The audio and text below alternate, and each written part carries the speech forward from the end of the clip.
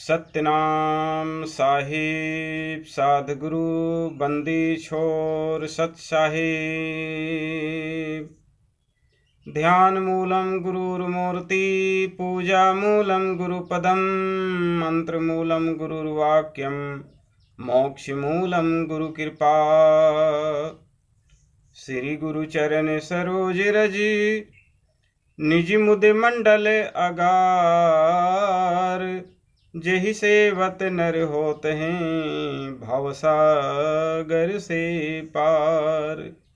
सतगुरु के सार शब्द से नासत विघ्न अनंत। ताते सर्व आरंभ में ध्यावत हैं सब संत।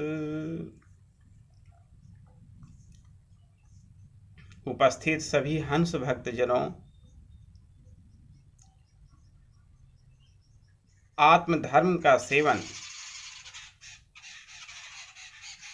निज धर्म जो आपन गहो सहजे भयो निहाल, अर्थात निज धर्म आत्मधर्म की अनन्य निष्ठा से धारण और सेवन करने से ही यह मानव तनधारी जीव शाश्वत के लिए निहाल हो जाता है, यानी प्रपंच मुक्त हो जीवन मुक्त को प्राप्त कर लेता है। क्योंकि निज धर्म आत्मधर्म ही नित्य निर्मल निर्विकार चेतन ज्ञान स्वरूप है और उसे ही निज धर्म स्वधर्म वास्तविक रूप से कहा जाता है।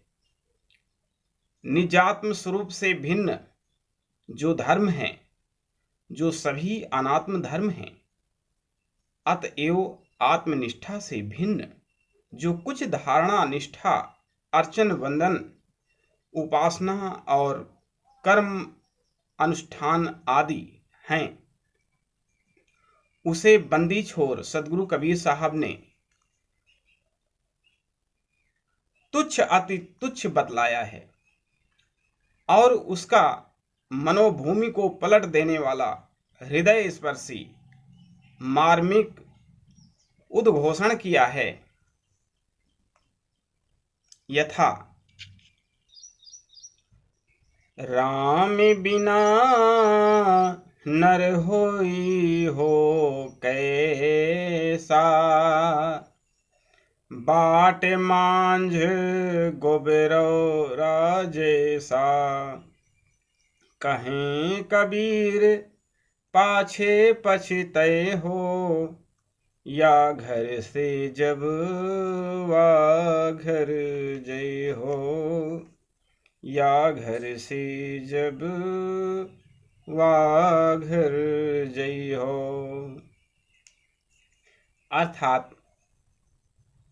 प्रेमी सज्जनों, जो चेतन आत्मा राम को अपना ध्येय और ज्ञेय का लक्ष्य बनाए बिना संसार में जो कुछ प्रवृत्ति कराते हैं, उसका महत्व एक गोबर कीट से ज्यादा नहीं कहा जा सकता। क्योंकि एक समान जो कर्मी जीव अपने कर्मा अनुष्ठान को सुख शांति समृद्धि गौरवता प्रतिष्ठादि तुष्टि पुष्टि और तृप्ति को ही महत्वपूर्ण हेतु समझता है, ऐसे ही गोबर कीट अपनी प्रवृत्ति को ही सुख की प्रापक समझकर ही प्रवृत्ति परायण होता है। तथा अन्यत्र कहा भी गया है, जायते म्रियते ब्रह्मा विटकृमिश्च तथैव हि सुख दुख करम तद्वत् सदेहत्वं समम दुयोः। अतएव सत्शास्त्र भी निजात्म देव का ही सेवन करने को तार स्वर से उद्घोषणा करते हैं। यथा या आत्मज्योतिरुत्सृज्य उदयास्तमय वर्जिनम। उदयास्तमयं ज्योतिः सेवते सो अंध ईर्यते। और उस सदगुरु स्वरूप निजात्म देव के घर स्वरूप को सदगुरु कबीर साहब ने तो अति ऊंचा, अटपटा, रपटीला, एकांत शिखर पर स्थित बतलाया है और वहां पहुंचना संयमी के लिए सुलभ, सुगम और प्रयत्न जो है वह मुश्किल होता है और अप्रयत्न प्राप्य है, क्योंकि वह तो उसका अपना निज स्वरूप ही है।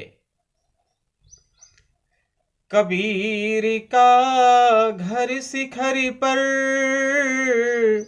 जहां सिलहली गए, पावना टिके पपील का खलकन ला दे बैल। साहिब का घर दूर है जैसे लंबा खजूर, चढ़े तो चाखे प्रेम रस, गिरे तो चकनाचूर।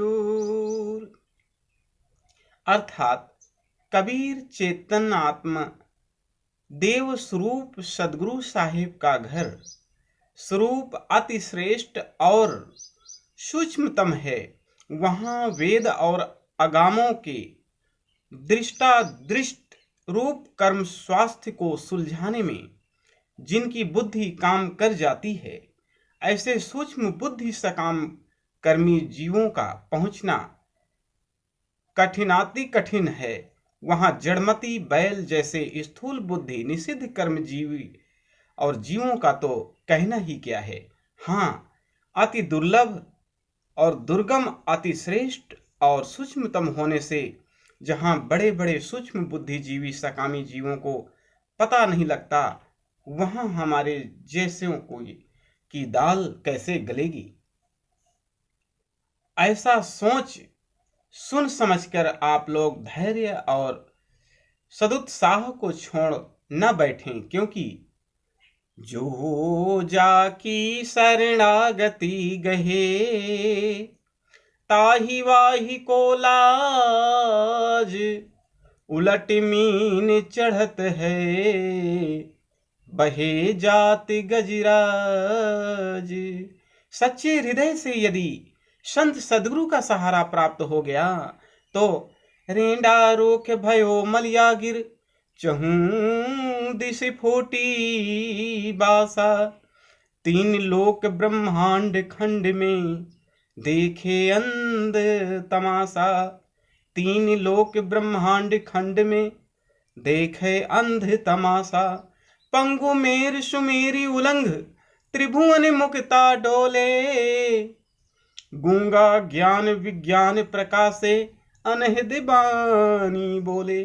अर्थात सदगुरु कबीर साहब की यह उलट बानी उस दीन हीन नम्र निराभिमानी संत सदगुरु के संयमी आत्मजयी साधक के लिए ठीक ठीक सफलार्थ हो जाती है। हाँ, तो श्रद्धा, विश्वास, भक्ति, सेवा, धैर्योत्साह, उमंग से युक्त निर्मल प्रेम भाव का पथेय संबल और संत सदगुरु का साथ और सहारा प्राप्त कर उस अति दुर्लभ, दुर्गम, नित्य निर्विकार, अजर अमर सतचित आनंद स्वरूप चेतन सदगुरु आत्मदेव के दर्शन मिलन का सत प्रयास करें। संयमी आत्मजयी हंस जनों को तो स्थूला रुधंती न्याय अथवा सोपान आरोहण क्रम न्याय से शीघ्र ही वह चेतन आत्मदेव प्रसन्न होकर दर्शन दे निहाल कर देता है। अतएव आइए उस दर्शन मार्ग का क्रम से अनुगमन करने का प्रयत्न करें। सत्यनाम साहिब, सद्गुरु बंदी छोर सत साहिब।